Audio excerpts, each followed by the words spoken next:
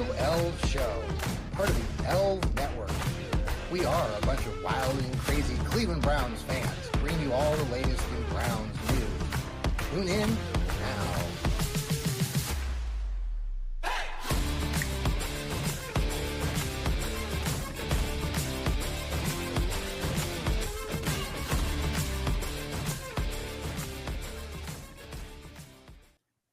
That fade out is courtesy of Sam the Man, who redid our little intro.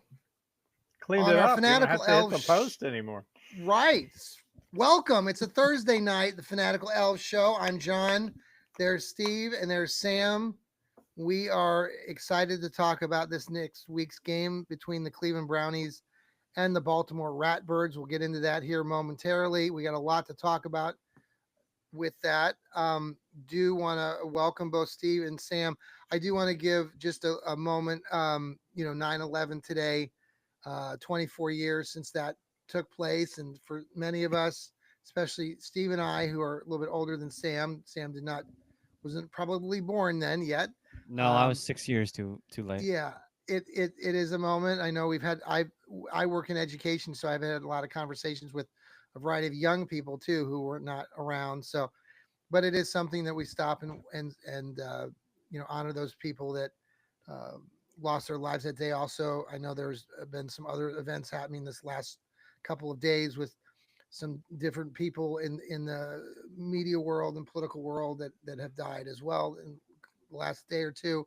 There was also a school shooting out in Colorado. So thoughts and prayers to everybody out there who's being affected by all of this. We know that it's a lot, but we want to provide some entertainment and take your minds off of that a little bit. As Browns fans, this time of the year, we are all we are ready to go. We are in high mode right now. If you're a fan of the team, obviously it was a heartbreak this past week against the Cincinnati Bengals.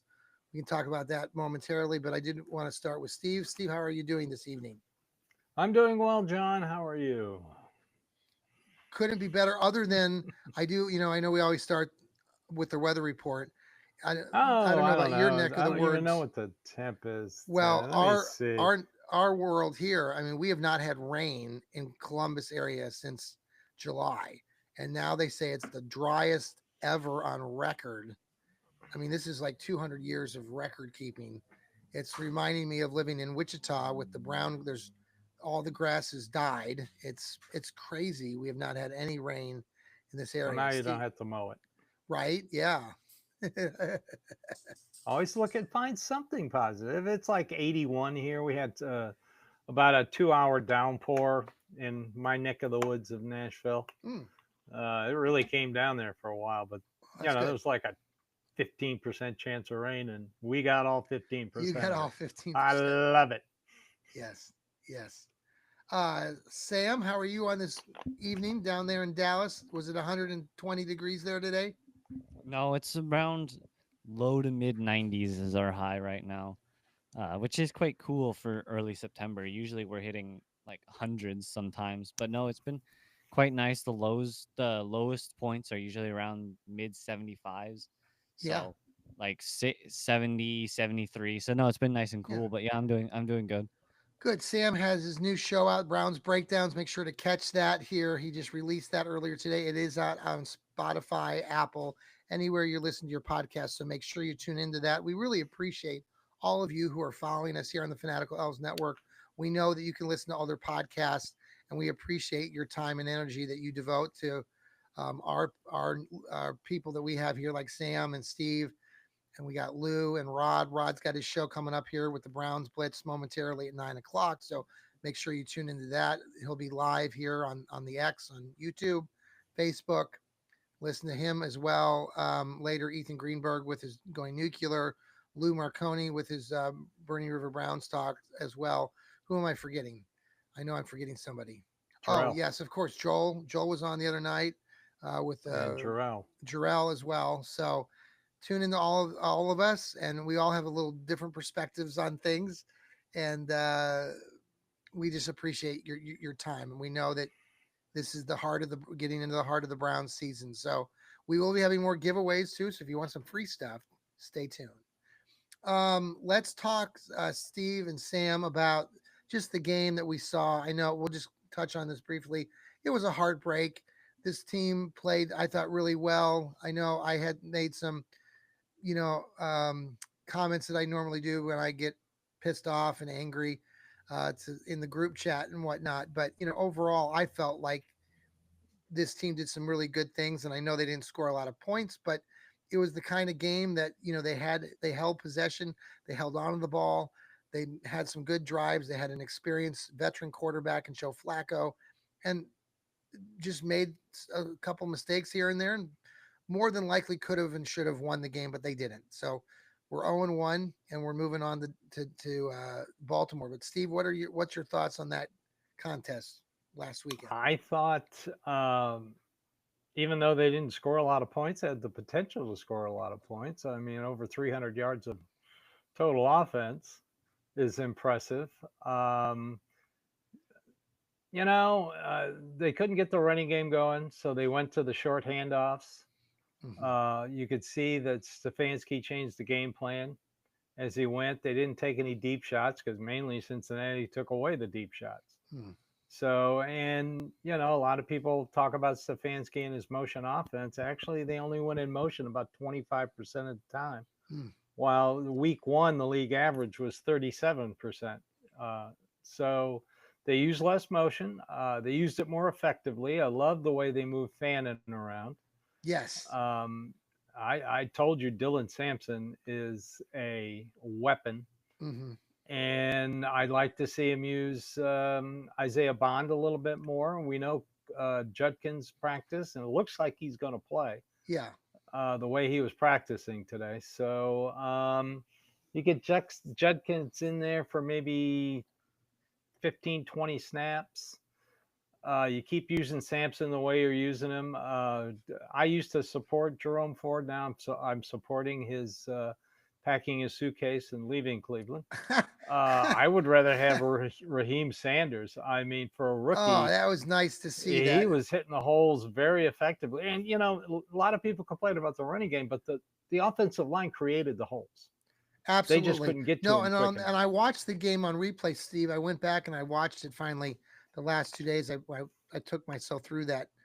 And, they did some really good things. Being there live, they scored that first touchdown right in front of, I was right above that on the one end zone. And it was a great series. I know they scored on fourth down. It would have been nice to get in there on third down, but both that third and fourth down play that they put him in were solid, and they got the blocks that they needed, and he got in there. So I was really confident.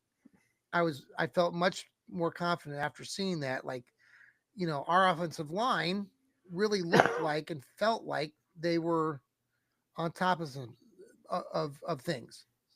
Yeah, I agree. Yeah. Defensively, they need to start sooner. I mean, get aggressive at the beginning of the game. We saw this on the road in 2023. They had slow starts on defense. But, Cincinnati on that first drive just ran all over them. But then they finally shut them down. I mean, they did what they had to do. I mean, Burrow had 114 yards passing, and they had 7 total yards of offense in the second half. Wasn't it like after the first drive, like he had like 50 or 60 yards passing, so he only had another 40 or 50 yards the rest of the game, right, Steve? Yeah.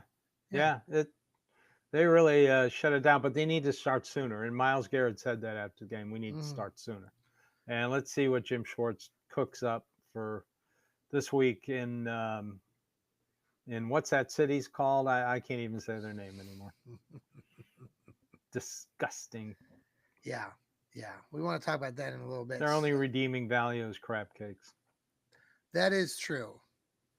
Sam, and their baseball team, just before I go on to you, Sam, I mean, the Orioles, you and I know this too, Steve. Going back historically, baseball, we're diverting here, but the Orioles have had some really cool history of their organization over the years. So, but yeah, the Ratbirds are something else we'll talk about. Sam, the man, how are you this evening? And What are your thoughts on everything with Well, I this don't really past have game? any new thoughts. I've already covered this game twice now. Once for the Hey, post oh, game by on the way, Sunday. Sam, I just want to give you a shout out. Thank you so much for producing and putting out the post game show. We really appreciate that. Yeah, no, that's fine. It You, was fun to do. I know you're Um, waiting for me to get on, but I was immersed. I was in the middle of chaos. So, yeah, no, it's fine. I get it. But no, I don't really have any unique thoughts other than I was very happy with the game, and I think that's a great start, despite the loss to build upon. okay, yeah, Good way to put it, right yeah, there. Short, yeah. short and Um, sweet. all right, so Quinshawn Junkins comes back. He practiced today. It's funny because we knew that from all reports that he was in New York, and when people try to get anything out of Coach Stefanski, he's like he won't say anything about anything ever doing these press conferences. It's such a waste of time, Good. I feel. But I know. But he did come back to practice today. Are you excited, Sam? Are you excited about seeing Junkins potentially playing on Sunday?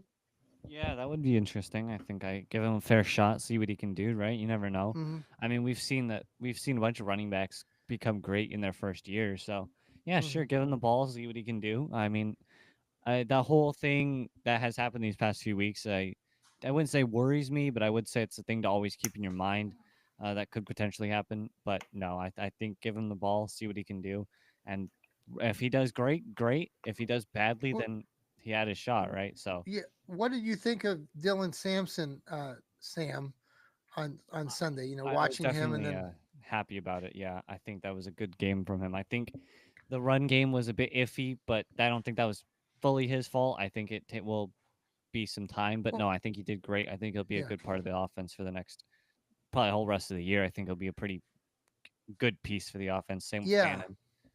I did talk to Joel Cade on what the elf was that about the Browns or the Cincinnati's defense and what the Browns were doing with the run game. And it was interesting conversation earlier in the week because I didn't realize that the Bengals have their defensive coordinator was at Notre Dame, who Joel really follows very closely, and he was Al Golden. describing who is it again? Al Golden. Al Golden and his defense and what his structure on defense is really to take away the run, especially up He the did it. middle. And that forced the Browns to go to the outside, which they were semi-successful at doing a few times, and they threw in a few passes and whatnot for somebody like Dylan Sampson. I was very impressed with Dylan Sampson. Steve, I'm sure where you've watched him. I've watched him a little bit, as we got ready for the draft. So, what were your thoughts between him and Harold Fannin? Were just outstanding. I thought. Well, we all kind of figured Harold Fannin would be a part of the passing game right off the Yeah, bat, yeah, because just the way he was in college. yeah. And if you notice, he went in motion a lot, which I liked. Um, as for Dylan Sampson, yeah, he's perfect as your number two back. During against certain teams, he could be a number one, um, but he excels in the passing game. I mean, his average when he caught a pass was over 3.5 yards behind the line of scrimmage. Think about that. Right. And then he just would take off and get yardage. So you need that in that kind of back. It's interesting to see, and we'll talk about this in a minute about Baltimore. I'm interested to see if Stefanski, back in 2020 when the Browns played Baltimore, the Lamar goes to the bathroom game. Yes, yes. I was They at that used game. they used late in the game to get the lead back before Lamar went into the bathroom. Um, they spread out the Ravens and they put Chubb and Kareem Hunt out wide. I'd be Yes. interested to see if he does the same thing late in the game or early in the game to kind of confuse the Ravens.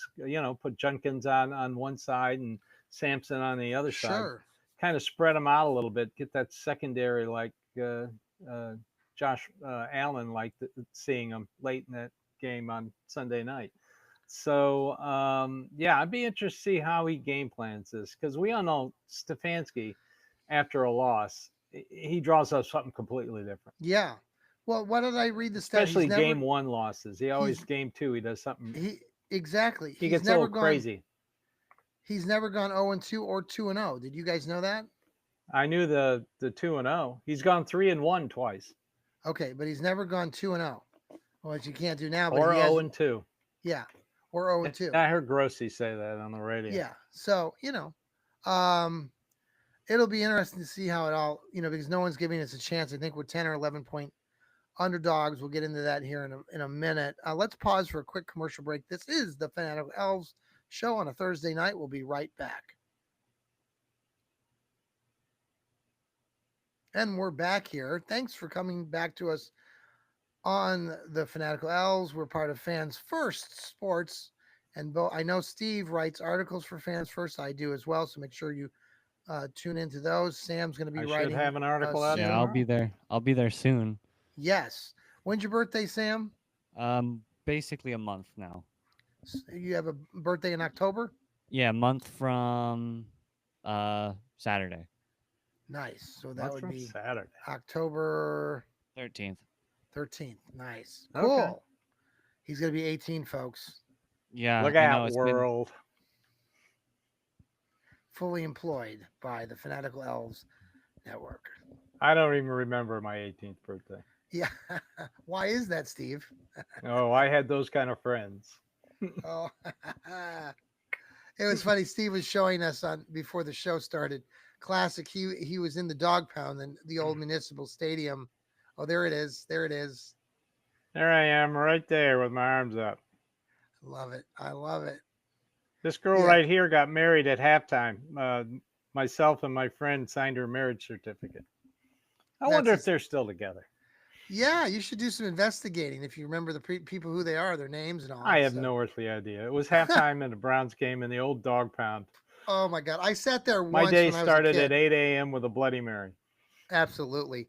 Those are the good old days. My favorite experience going to old municipal stadium. Sam, you can listen to this. It's a good story.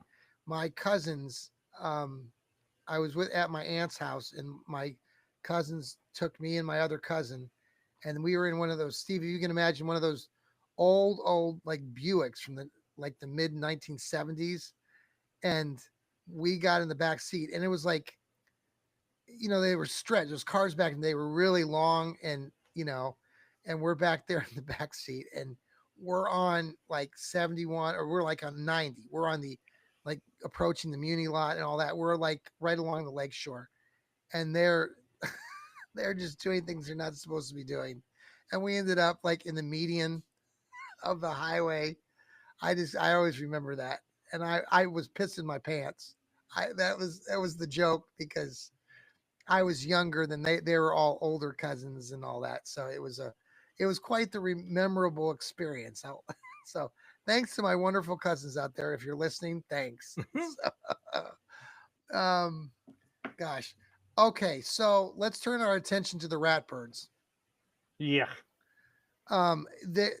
There's a lot to go down this path. I will just start, and I'll let you guys can go on and talk about this. And I think, Steve, you and I both have been through the experience of this team leaving and being stolen and running to Baltimore.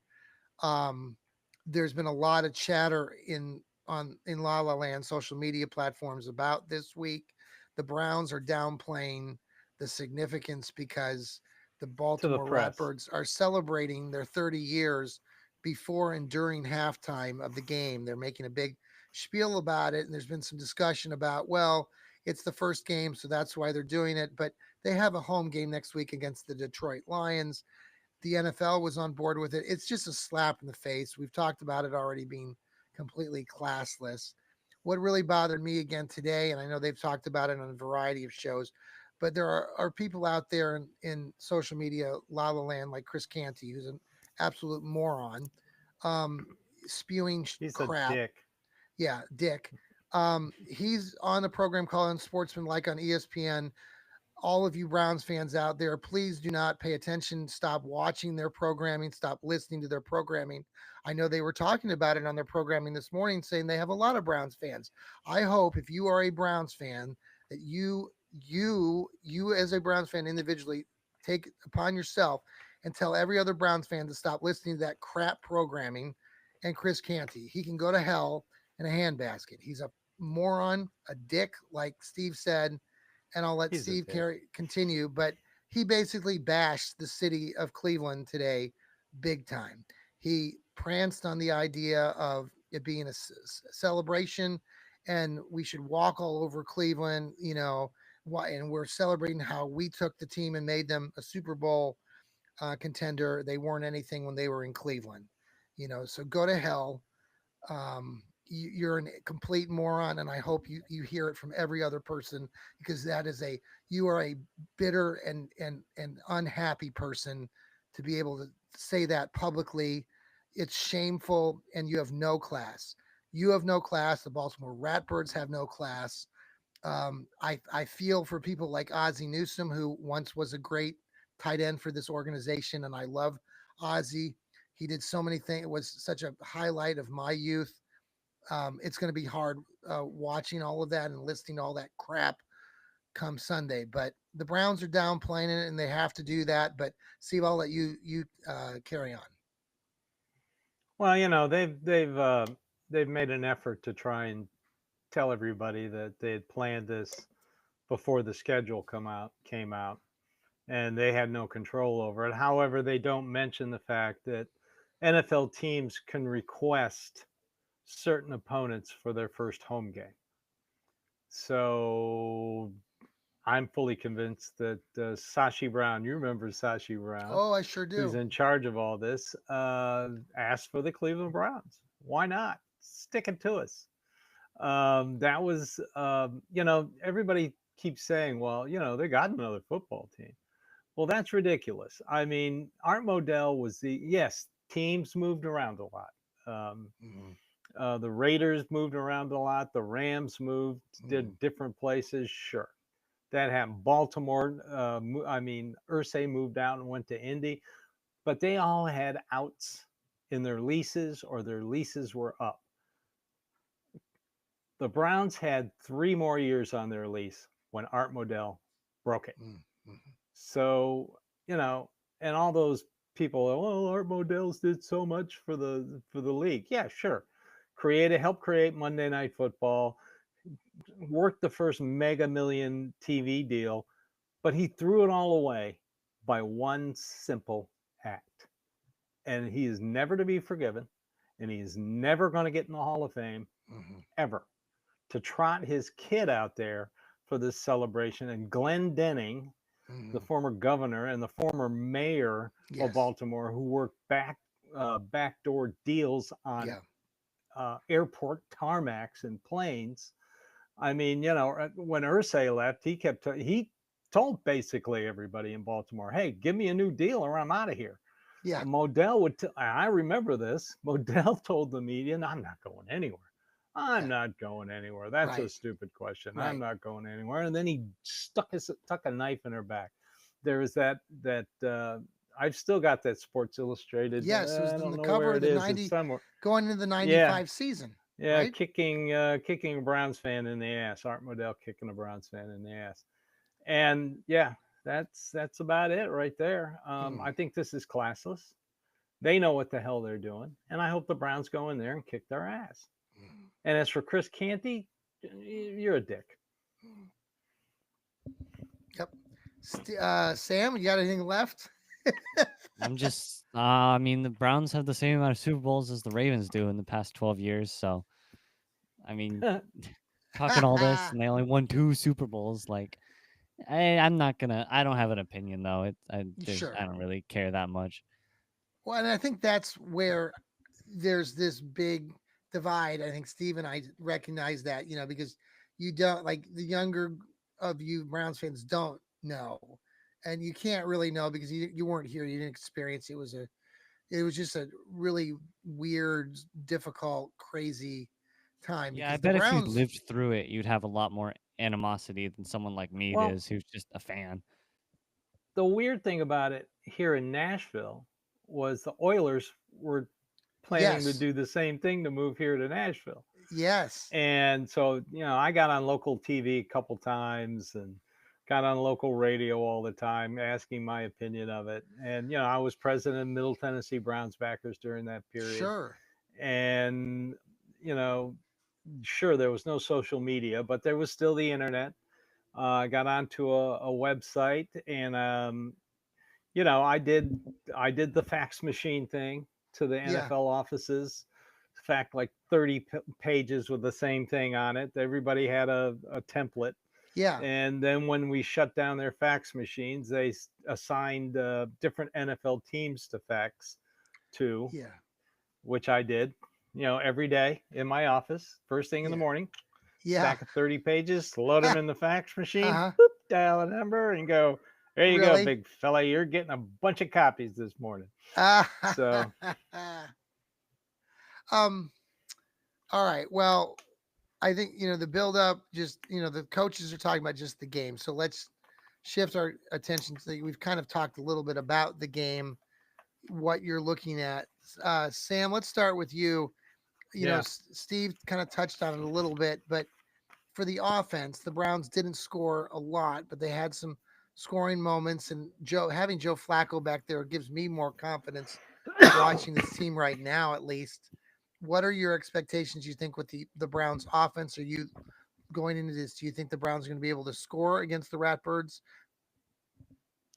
I don't know. I mean, I saw their outing against Buffalo, and they looked amazing, and then they completely collapsed and let up 14 points in like 6 minutes. So, or 15 points, I mean. So, I don't really know. 16 points, actually. I keep increasing the number. It was 16. But no, I mean, the Ravens are a good team. They have a lot of good pieces. It looked like the Ravens had the Bills by the throat the entire game. I mean, they looked like the Bills. Every time I would come out there and check, it just looked like it was getting worse and worse for the Bills. So they had them there until the fumble by Derrick Henry. So apparently, if you make Derrick Henry fumble, you outright win the game. So I guess that's why our number one priority is make Derrick Henry fumble and you win. But they're a good team. They've been to the playoffs and very far into the playoffs multiple times now. I'm not going to take that away. Lamar Jackson is a threat. Derrick Henry's a threat. Their wide receivers are a threat. Their defenses are good. They're a good team. I'm not going to take that away, but I think the Browns just showed against, like I have said multiple times, one of the best on paper offenses in the league coming into the year. I mean, people were saying they would be number 1 or 2, and do what they did to them. So I think I think the Browns have a chance. I wouldn't say it's a good chance, but I think the Browns could do it. I think the Browns could beat the Ravens this game. I think they've the morals split. are kind of low for the Ravens too. I feel like coming off that tragic loss, I feel like they're going to be disappointed, and you might be able to break them earlier than if they won, right? Yeah, no, and I kind of feel that way too. I think that game probably took a lot out of both Buffalo and Baltimore. So I see that as an advantage. I know it was disheartening to see the way the Browns lost, but I don't know. I think the Browns have an excellent opportunity if they can get off to a good start. And what was impressive to me with the Browns, at least this past Sunday, was while it was disappointing that Cincinnati went down the field and scored first on that 8-minute drive, the Browns came back on a 10-minute drive and scored a touchdown. And I was like, okay. And they dinked and dunked. And I know some people don't like that. They don't think it's all sexy, but they got the job done. They scored a touchdown. So, and they kept. Well, the running game wasn't working, so he adapted and changed to long handoffs. Is basically what they call it. Absolutely. With the Cincinnati gave away the long, so Stefanski went to the intermediate.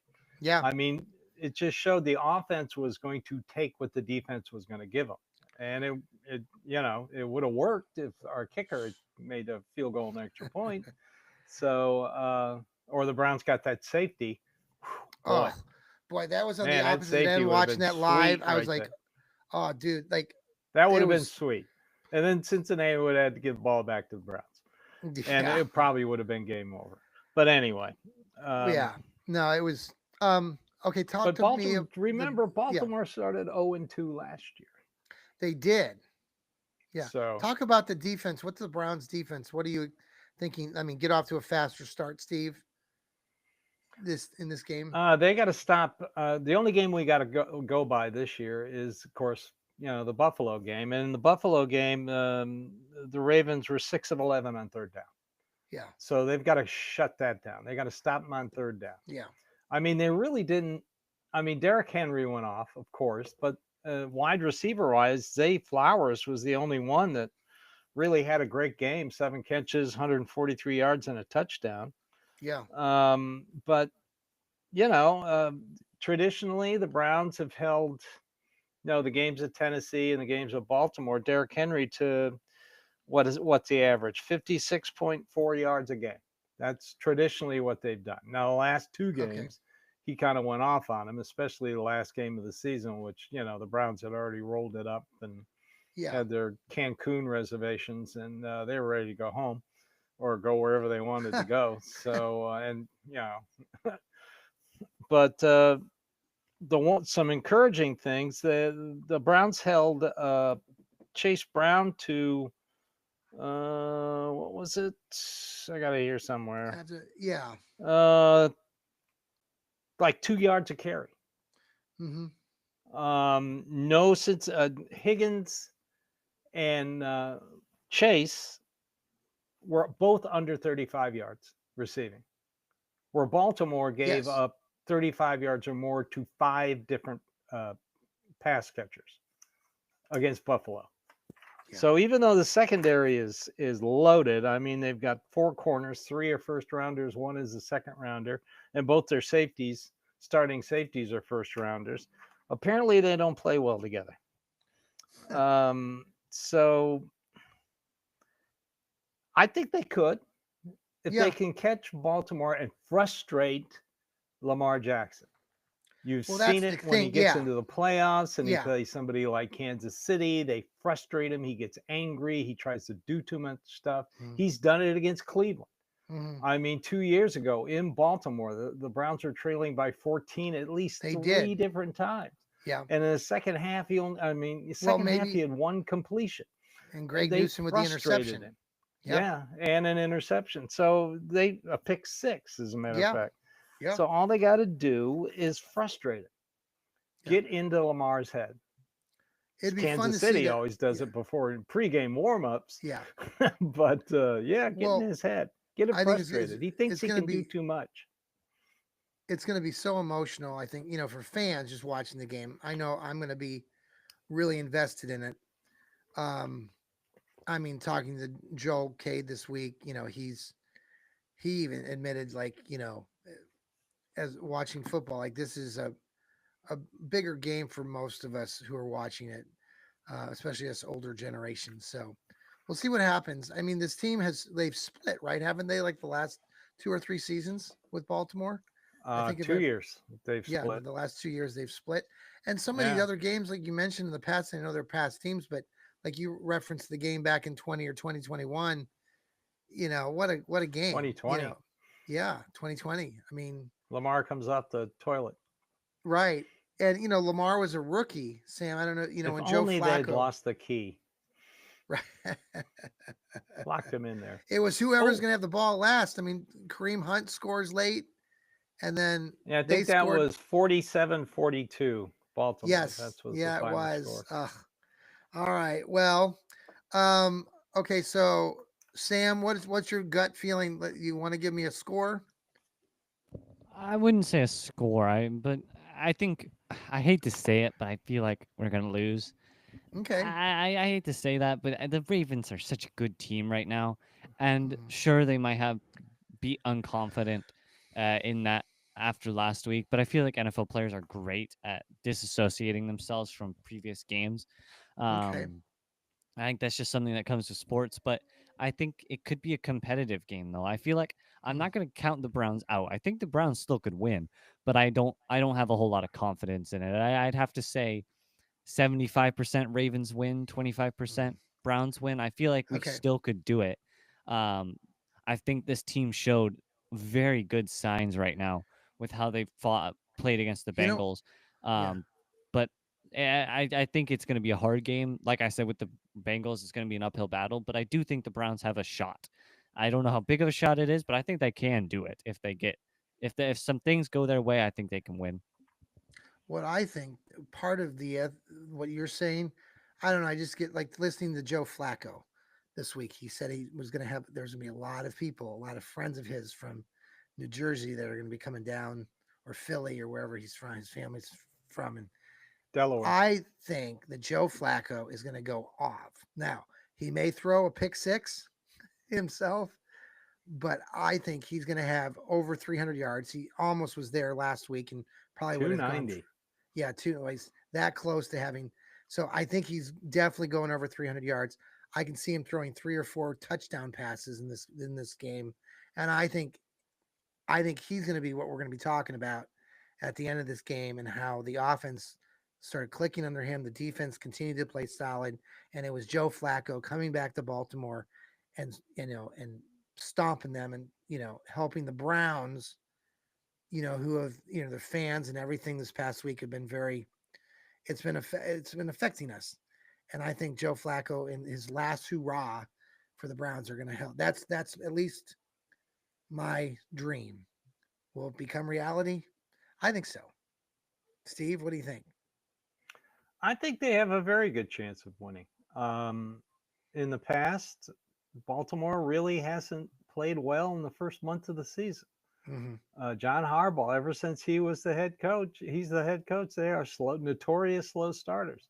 We can say that about Cincinnati because Zach Taylor has always been a slow starter, and so is Burrow. But Baltimore has too. You get them frustrated, and then they start thinking about the Buffalo game. That's all you got to do is put them on their heels. I think behind the scenes, Jim Schwartz is talking a little bit more about this 30-year anniversary, seeing how he was part of the Belichick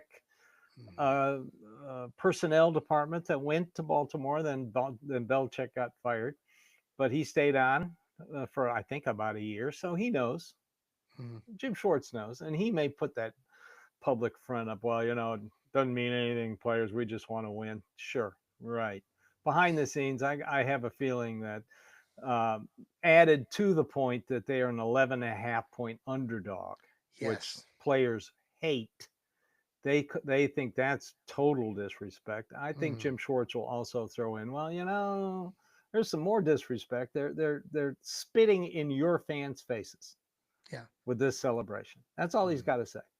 Yeah. And I think they have a good shot. We'll see what happens in how they get out and start. But if Flacco doesn't have 2 fluke interceptions, I mean, his passer rating goes from in the 90s to over 100, and if they catch those balls, his passer ratings in the 110s to 120s. Sam, you were talking about that with the catches and the passes and stuff, and I know you were you tried to be more objective in your show the other day and talking about how he could have placed the ball better, but the wide receivers dropped it. I'm not blaming Joe for those, just simply because in my mind it's like these guys are professional wide receivers.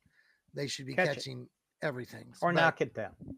Yeah, I'm not blaming Joe. I'd say it's not fully 100% the fault of the wide receiver. I'd say it's probably more like 95% the wide receiver. Okay. But no, you're a wide receiver. Your entire job is literally to catch a football. I know there's more than that, sure, but that's basically your job. So yes, that they do need to work on that. But the whole NFL was having a problem with catching. So it was definitely something they need to work on. But yeah, I think I don't think something like that's going to happen again. Do you think it's a product, Sam, of these players not getting enough time in preseason and then using? That's what my dad said. He's like, I think it's because no one's practicing anymore. And I think that could be a sign. I think that could be a problem.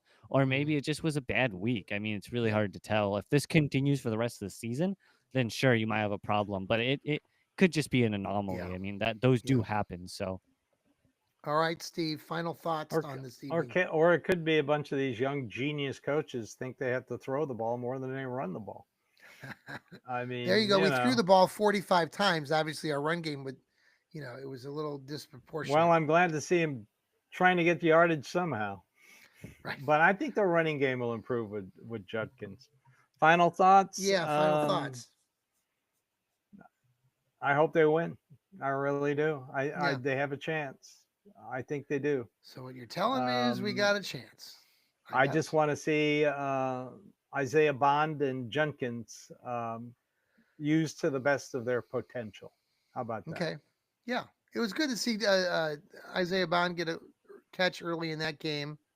Yeah, one catch, 5 yards. Yeah. Use them in the running game. I know everybody hates the end around, but But- I would have loved an end around anytime during that game against Cincinnati. It probably Well, would I have think worked. Anthony Schwartz comes to mind when I think of end around. So that's Yeah, well, Bond is way quicker. So, Okay. I like the offensive game plan against Cincinnati. Even the place that didn't work, you could see that yeah. they had potential of working, like that screen pass to Njoku that Logan Wilson broke up. If Logan Wilson doesn't make a great play, that's a big game. He had the run. Yeah. Bengals, Bengals were out there. Yes. I do remember. Yeah. All right, Sam, final take. I don't really have a full final thought, to be honest. But I think I'll just repeat a few things I said before. I think this is going to be a hard-fought battle for the Ravens and for the Browns. I think it'll be a good game. I'm hoping the Browns win, but I think it'll be pretty difficult. But if they do, I mean, maybe they'll be angry that they didn't win last week and they'll take that out on the Ravens. So, I mean, who knows, right? But I think Right. this will be a hard game.